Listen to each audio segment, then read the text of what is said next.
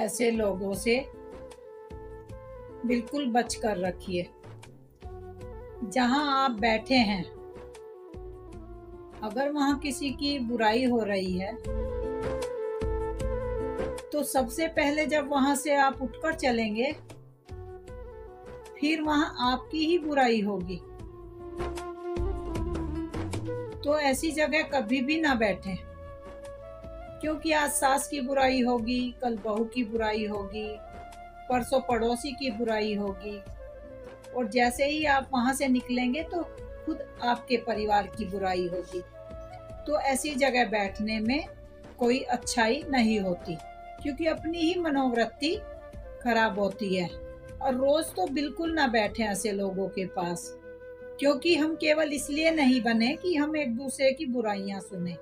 अगर हमें कहीं बैठना है तो ऐसी जगह बैठें जहां हमें कुछ ज्ञान की बातें मिले, अच्छी बातें मिले सुनने के लिए। क्योंकि कुछ लोगों की फितरत होती है, वो इसकी बुराई ढूंढता है, उसकी ढूंढता है, वो खोजता है आज मैं किसकी करूं, क्योंकि वो तो आदी हो चुका इस चीज का। हमें आदी नहीं होना उसका। हम क्यों आदी होंगे? क्योंकि जब वो हमारे सामने रोज हमारे परिवार की बुराई कर रहा है तो हम क्यों उसकी बातों में फंसे, बताइए। तो ऐसे व्यक्ति के पास बिल्कुल ना बैठे। निगेटिविटी आती है दिमाग में, क्योंकि वैसा जैसा हम सुनते हैं पूरा दिन, फिर वैसा ही हम सोचने लगते हैं और हमको कमियां भी दिखने लगती है सामने वाले में। तो कभी भी मत बैठिए ऐसे लोगों के साथ, ना बैठिए ना बिठाइए। क्योंकि ऐसे लोगों का तो काम ही यही है, उनको तो समय ही ऐसे बिताना है, उनको और कोई काम नहीं है।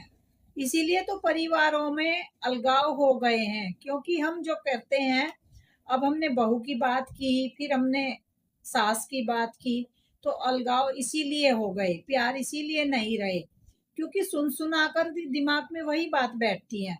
तो दिमाग में कभी भी किसी की बात सुनकर मत बैठाइए, क्योंकि हमें जिस क्षण आप वहां से उठेंगे ना, उसी क्षण अगली चर्चा केवल हमारी होगी, किसी और की नहीं होगी। वो बंदे को आदत है, वो पक चुका है, वो बिल्कुल पका हुआ है, उसे पकड़ना है कोई ना कोई। तो इसलिए ऐसे लोगों से कृपा करके दूरी बनाए रखिए, बिल्कुल भी ऐसे लोगों के साथ मत बैठिए।